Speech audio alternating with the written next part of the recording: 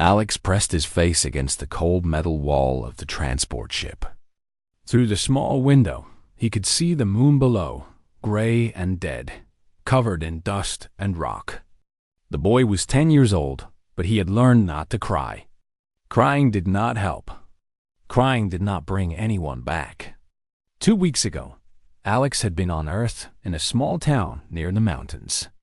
He had been playing near the forest when the wrecked ships came down from the sky. They were silver and huge, like nothing the world had ever seen. The soldiers that came out wore dark armor and carried weapons that made no sound but burned everything they touched. Alex ran.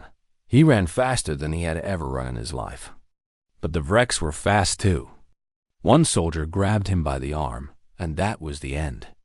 That was the end of home, the end of his mother, the end of everything he knew.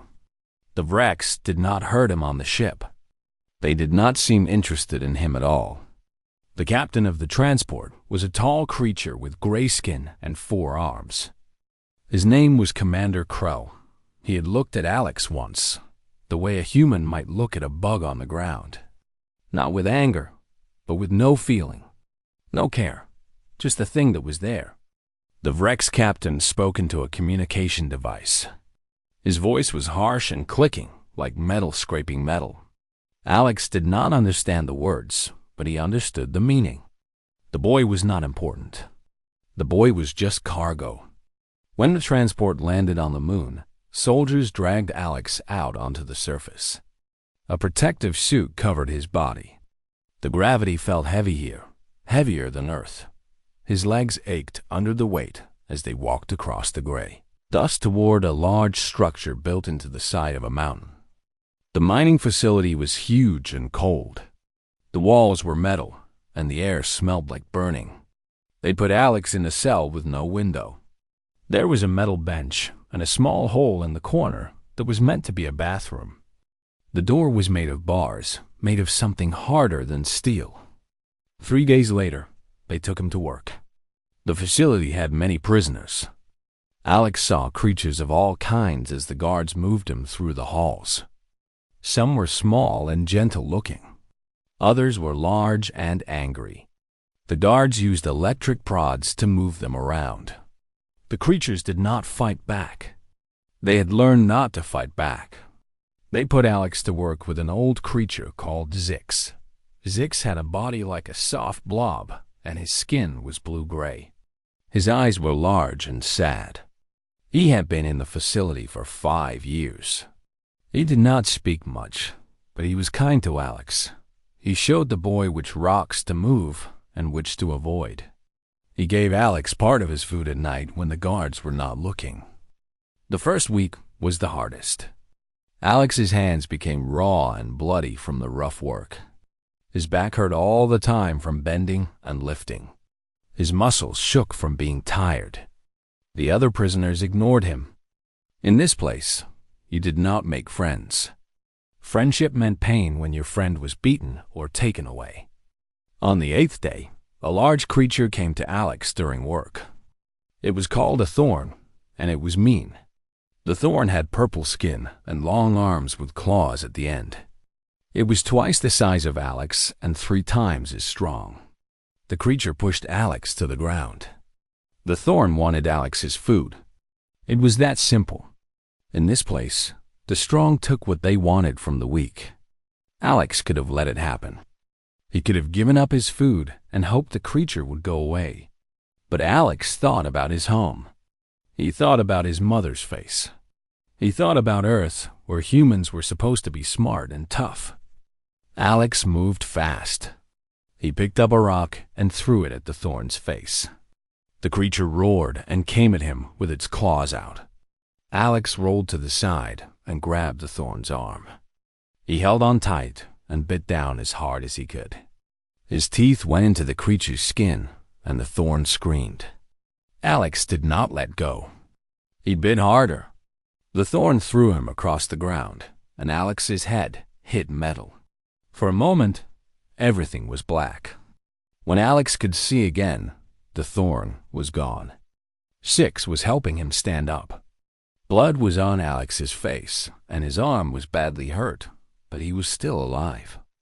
That night, Zix told him something important. The old creatures spoke in English, which made Alex surprised. Zix had learned human language long ago from another prisoner who died 5 years before. Zix said that humans came from a place called Earth, a world far away. The Vrex had decided humans were weak and not worth taking as slaves.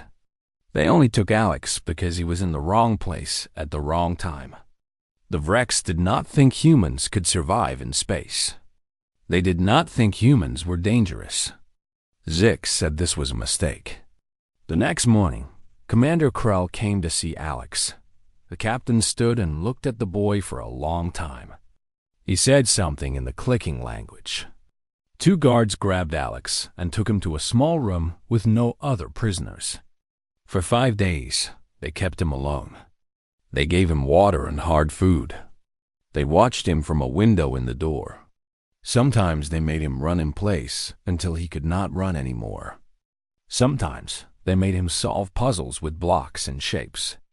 On the 6th day, Alex sat on the metal bench and realized something. The Vrex were testing him. They wanted to know what a human could do. He thought about the thorn and what happened. He thought about how his body could do things that surprised other creatures. He thought about how his mind could think of new ways to do things. And he understood. The Vrex had made a mistake. They thought he was helpless because he was small. They thought he was weak because he came from Earth. But they did not know what a human child could become when he had nothing left to lose. Alex looked at the metal door of his cell. He looked at the guards outside. His hands became fists. The test was just beginning. Alex returned to the main work area after his time in isolation. Everything was different now. The other prisoners looked at him differently. They did not look at him the way they looked at Zix or the gentle creatures. They looked at him the way they looked at the Vrex guards. The fear was gone. Something else had taken its place. Zix was waiting for him. The old creature's eyes were bright when he saw Alex. That night, while they ate their small meal of hard paste and water, Zix spoke quietly. The Vrex did not know many things about Earth, Zix said. A scout had come to the planet long ago. That scout had written a report about humans. The report said humans were weak, slow, and not a threat. The report was written 400 years ago. The Vrex never sent another scout to check if the report was still true. Zix had learned this from a Vrex guard who got drunk one night and spoke too much.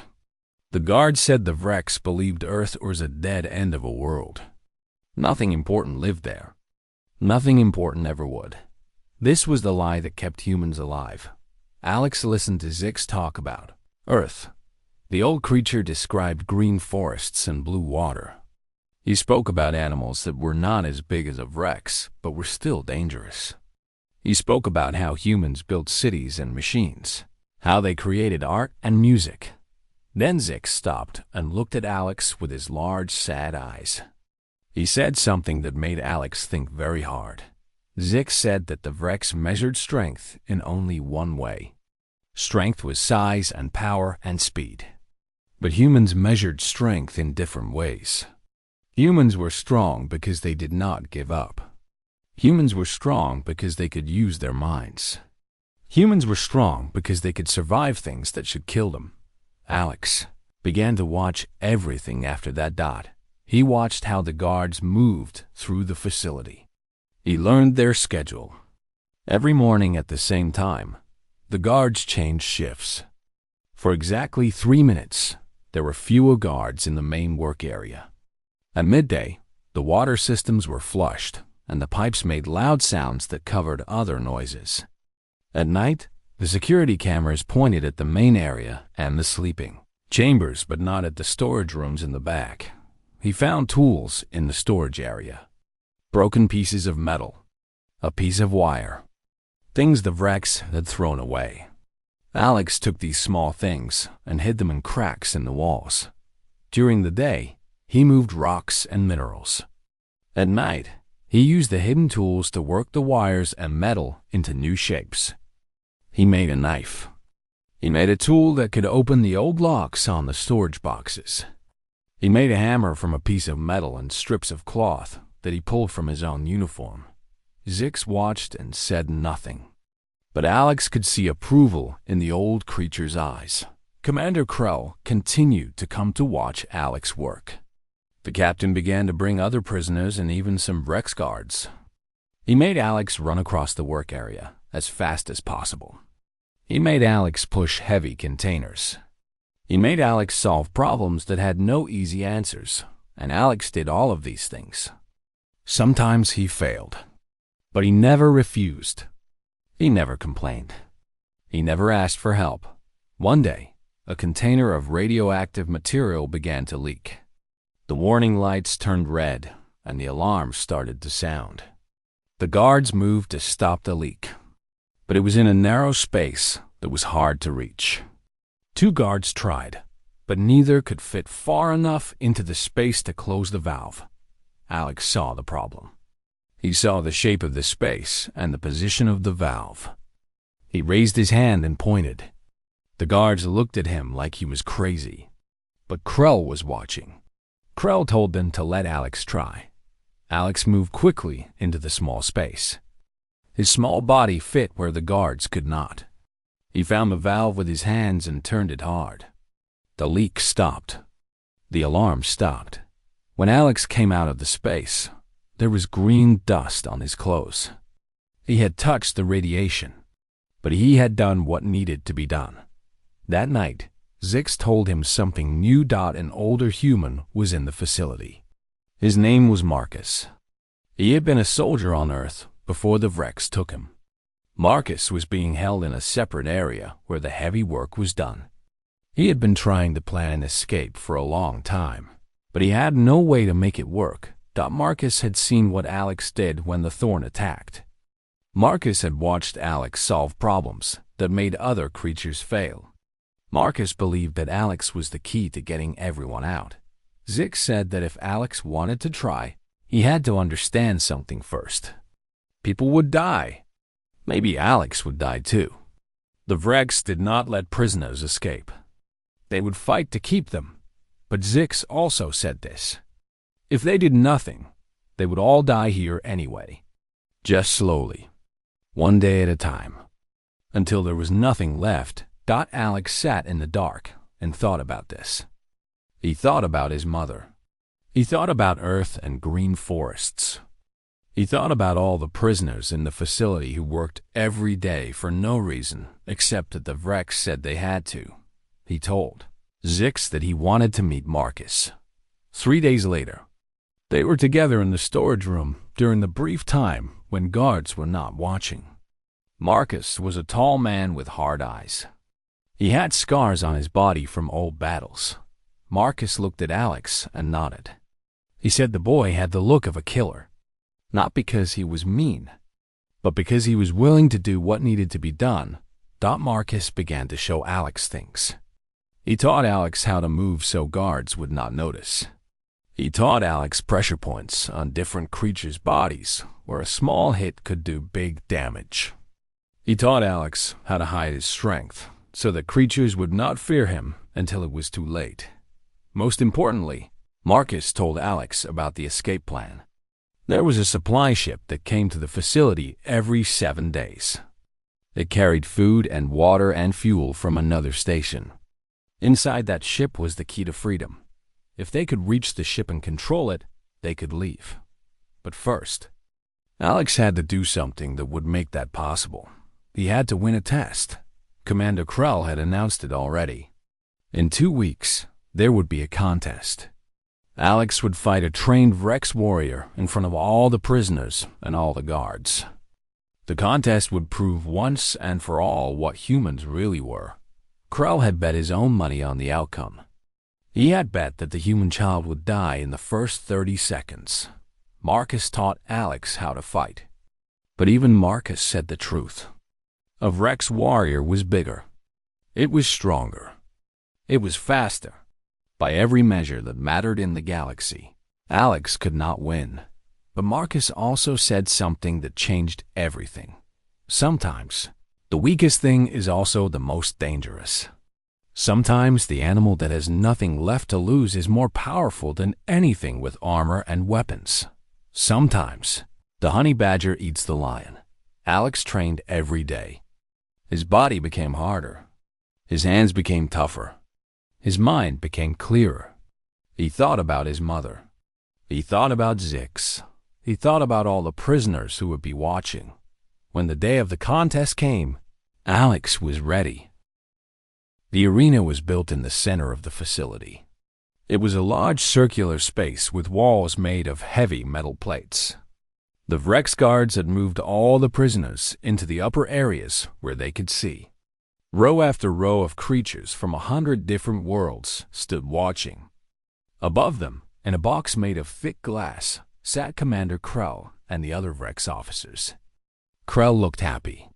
He had smiled when he saw Alex enter the arena. It was the smile of someone who had already won his bet. The Vrex warrior stood on the other side of the arena. His name was Vex Karn. He was 9 feet tall and covered in muscle and thick skin. His arms were as thick as tree trunks.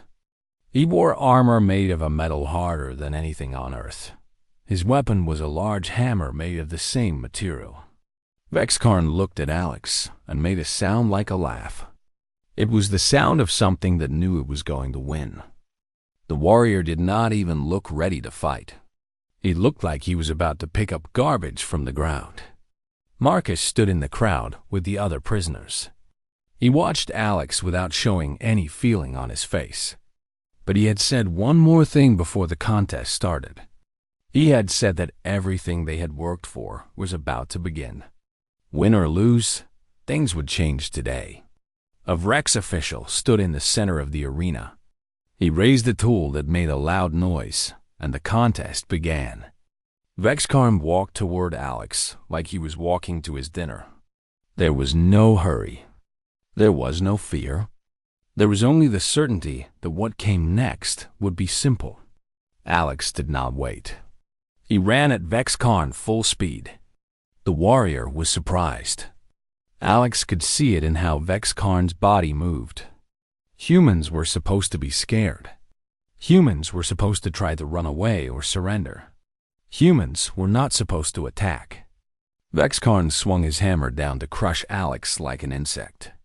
Alex was not there anymore. The boy had learned the ways of the mining facility. He knew how to move through small spaces. He knew how to dodge and roll. He had practiced this 1,000 times in his mind. He ducked under the hammer and ran at Vex Karn's legs. The warrior was so tall that Alex could not reach his head or his body easily. But Alex could reach his legs. Alex hit the back of Vex Karn's knee as hard as he could. The warrior roared in pain. His leg bent wrong. He tried to hit Alex, but the boy was already gone, already moving to the other side. The audience was silent. No one moved. No one had ever seen a human move this way. No one had ever seen anything this small survive 30 seconds against a Vrex warrior. Vex Karn became angry. He charged at Alex like a wild animal. His hammer came down again and again. Each time, it hit nothing but the metal floor. Each time, Alex was moving to a new place. But Alex was getting tired. He could feel it. His legs burned. His lungs burned. Vex Karn was stronger, but Vex Karn was also getting angrier. And anger made creatures make mistakes. Vex Karn swung too hard. His balance was wrong. Alex saw the moment when the warrior's body was open. Alex ran forward and drove both his fists into the soft area below Vex Karn's armor. The warrior doubled over. Alex brought both his fists down like a hammer on the back of Vex Karn's neck. The warrior fell to one knee. For a moment, the arena was completely silent. Then the prisoners began to make noise. Not cheering. Sounds of shock and amazement. A human child had hurt a Vrex warrior.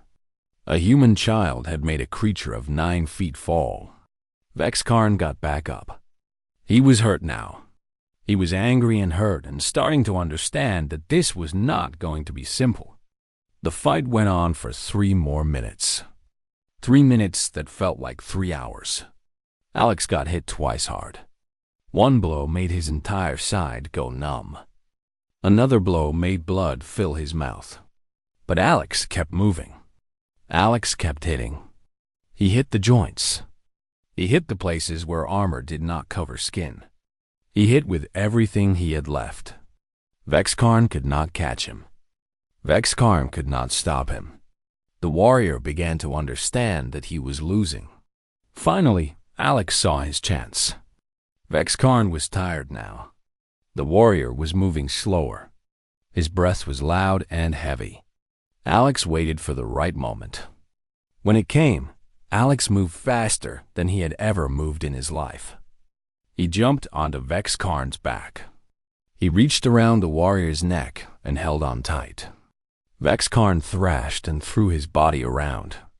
He tried to smash Alex against the wall. But Alex held on. He squeezed with all the strength that a human child could have. A human child who had trained for 2 weeks. A human child who had fought a thorn for his life. A human child who had nothing left to lose. Vexkarn fell to his knees again. This time, he did not get back up. The arena erupted. The prisoners made loud sounds that the Vrex guards could not stop. The sound was wild and free and dangerous. Zix made a noise that might have been laughter. The creatures from 100 worlds looked at a small human child with new eyes. Commander Krell stood in his glass box. He was not smiling anymore. His face looked broken. Vrex medical teams came to help Vexkarn. The warrior's pride was hurt worse than his body. He had been beaten by something he thought was helpless. An official helped Alex to his feet. Blood covered half his face. One of his arms hung loose and hurt. He could barely stand, but he was still standing. The official looked up at Commander Krell for instructions. And in that moment, while everyone was watching the official and Krell, a warning alarm began to sound from the facility's main power center. It was not a real alarm. It was one that Marcus had set in motion the moment the contest started. The signal meant that every prisoner in the facility had a choice to make. Fight for freedom or stay as slaves. Things happened very fast after that. The Vrex guards started to move toward their weapons. The prisoners who had been part of Marcus's plan stood up and blocked them. Some of the prisoners had found weapons. Some were just ready to use their bodies to fight. In the confusion, Marcus appeared at Alex's side.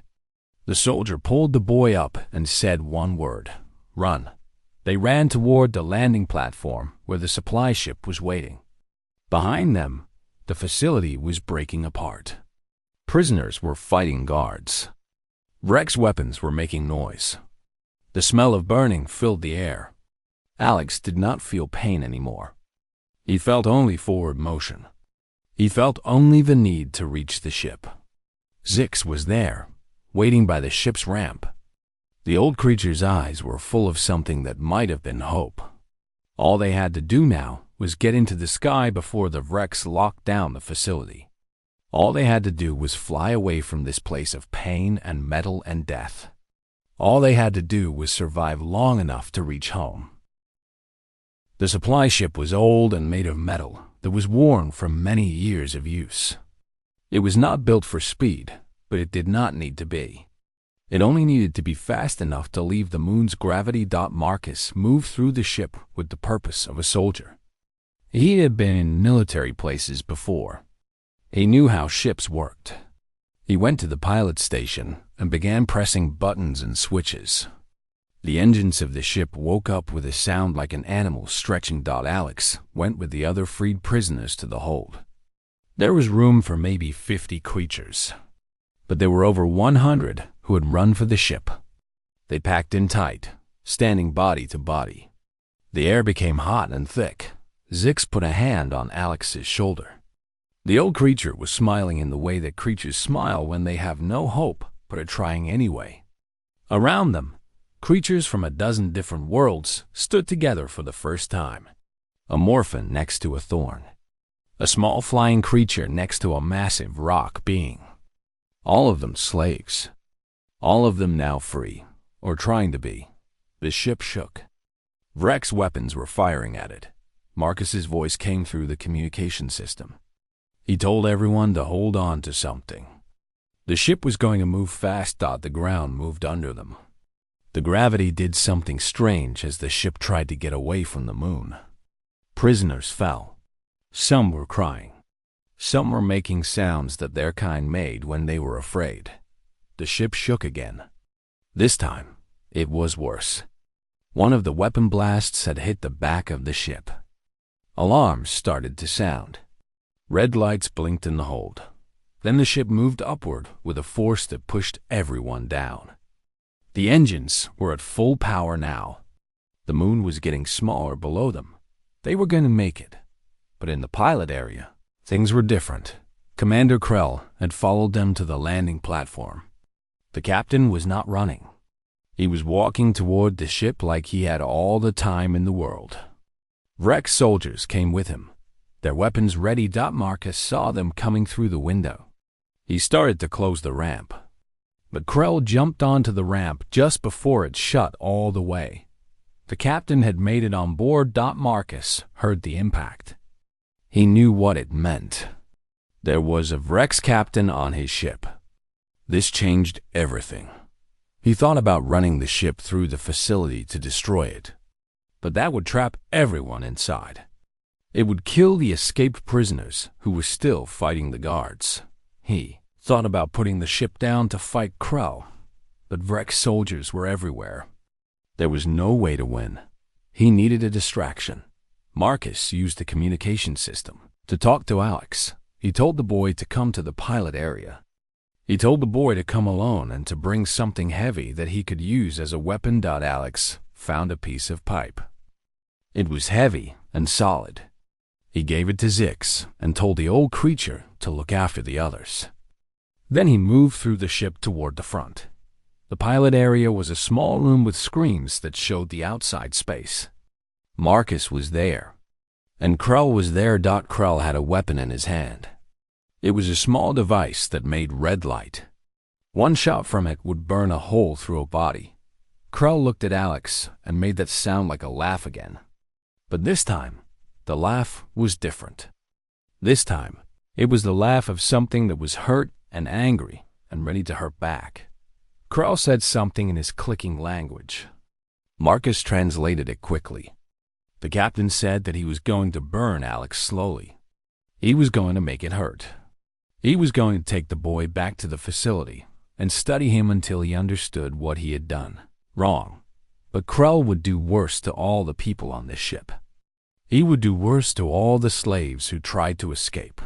The captain's finger moved toward the trigger. That was when Alex moved. The boy did not run away. He did not hide. He did what every animal does when it has nothing left and nowhere to go. He did what the honey badger does when faced with something 10 times its size. He charged. Krell's weapon fired, but Alex was moving too fast. The red light went past the boy and hit the wall behind him. It made a hole in the metal. Alex hit Krell in the chest and knocked the captain backward. The weapon fell from the captain's hand and slid across the floor. Krell was trained in ways of fighting that humans had never learned. But Krell was also surprised. He was hurt from the arena fight. He was angry and not thinking like a soldier anymore. Alex hit him again and again. Small fists against the captain's armor. It did not matter that the blows seemed small. It was the speed and the will and the refusal to stop that made them matter. Krell threw Alex across the room. The boy hit the wall hard and felt the wind go out of his lungs. He could not breathe for a moment. His vision went gray, but the moment passed. Alex moved again. This time, Alex reached the weapon. His fingers closed around it. He held it up. For a moment, everything stopped. Krell stood still. He looked at the small human child, holding a weapon that could burn him into ash. The captain looked at his own gun in the hands of his prisoner. Alex could pull the trigger. He could end this. He could watch the captain, who had taken him from home, burn away into nothing. But Alex did not pull the trigger. Instead, he threw the weapon out the window of the ship. It fell away into the black space and was lost. He looked at Marcus and said one word, "escape." Marcus understood what Alex was saying. The boy was not going to waste time fighting Krell. Every moment fighting was a moment that they might not make it away from this moon. Every moment fighting was a moment when other escaped prisoners might be captured. Krell started to move toward Alex, but Marcus was ready. The soldier hit the captain with all of his strength. Krell fell down, and Marcus tied his hands with something made of metal. The captain was alive, but unable to fight. Marcus made the ship go faster. The engines burned so hot that Marcus thought they might break. But the ship moved up, and the moon became smaller and smaller. Finally, there was nothing behind them but black space and distance. They were gone. They were free. But in the hold, the celebration did not last long. One of the prisoners came to find Marcus. She was a creature called a sentinel. She looked like crystal that had learned to move. She said that the ship was damaged. The weapon blast had hurt something inside the engines. They could not go to a safe station. They could not even go very far. They could go maybe 5 more hours before the engines failed completely. Marcus came to where Alex was sitting with Zix. The soldier's face looked tired and old. He said they had escaped the moon, but they were still in danger. They were still in wreck space, and they were still many hours away from any place that could help them. Alex looked out at the black space. He thought about his mother. He thought about Earth. He asked Marcus a question. He asked if they would make it home. Marcus looked at the small human child who had beaten a warrior, who had fought a captain, who had done impossible things because he had nothing left to lose. Marcus said the truth. He said he did not know, but he said that if anyone could make a way, it was them. It was all of them together. It was prisoners from 100 worlds who had chosen freedom over the safety of chains. And it was a human child who had taught them all that the smallest creature could be the most dangerous. It was the honey badger that no one expected. They had 6 hours of engines left. 6 hours to find a way to survive. The Coalition space station was large and clean and full of life. It orbited a planet called Nexus Prime, a place where many different species came to trade and share information. The station had healing centers and food and water and everything that the escaped prisoners needed to survive. It had taken 3 days to reach the station. 3 days of drifting through space with failing engines. 3 days of the Sentinel watching the systems, telling them when power was running low. 3 days of hope and fear mixing together. When they arrived, the station sent help immediately. Coalition ships took the escaped prisoners on board. They were given medical care and clean clothes. They were treated like people, not like cargo. Alex sat in a medical center where doctors looked at his injuries. His ribs were broken. His arm was badly hurt. His skin was covered in cuts and bruises that would turn dark colors. But the doctors said he would heal. Humans were built to survive damage, they said. It was remarkable. Zix was in the same medical center. The old creature's body had been damaged over years of slavery. But the station had ways to fix things. Zix would live. Zix would have time to rest and heal for the first time in 5 years. Marcus was in a different part of the station. He was talking to people called Coalition ambassadors. These were creatures from different worlds who made decisions for many planets and many kinds of beings. They wanted to hear about the escape.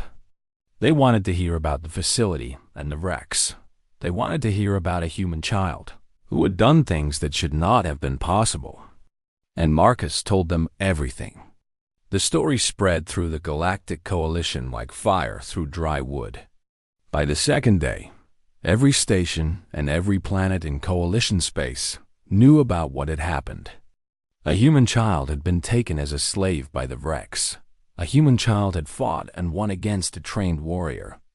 A human child had broken the chains of 100 prisoners.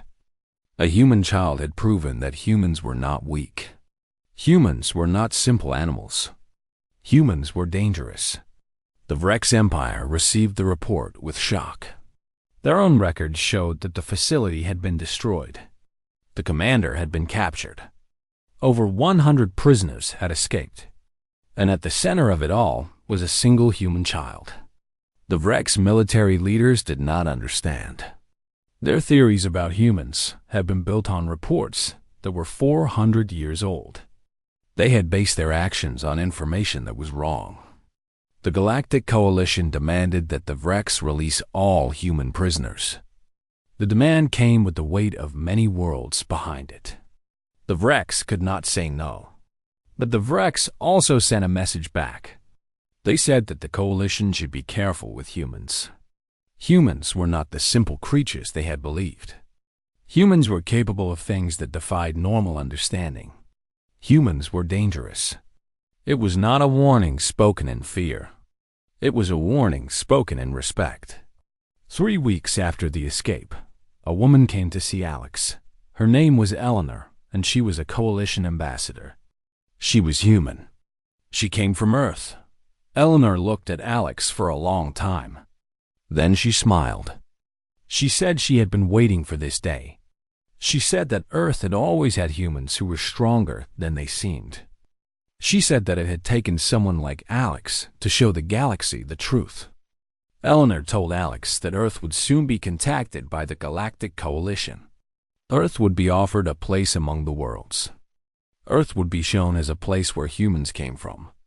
But it would not be a quiet contact. The story of what Alex had done had made humans famous. Or perhaps it had made humans feared. It was hard to know the difference. Eleanor said that the Vrex had sent a new report. They said that humans came from a world called Earth. That world was harsh and hard. It created creatures that did not know how to give up. It created creatures that were willing to fight for others, not just themselves. It created creatures that would bite and scratch and hold on even when they should lose. The Vrex called them the honey badgers of space. Eleanor explained what a honey badger was to Alex. She said it was an animal on Earth. She said that honey badgers were small, but they were feared by creatures 10 times their size. A honey badger did not care about being smaller.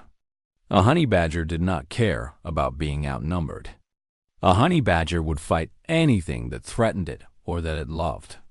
She said that Alex had shown the galaxy that humans were like that too. Alex asked Eleanor a question. He asked if his mother was still alive.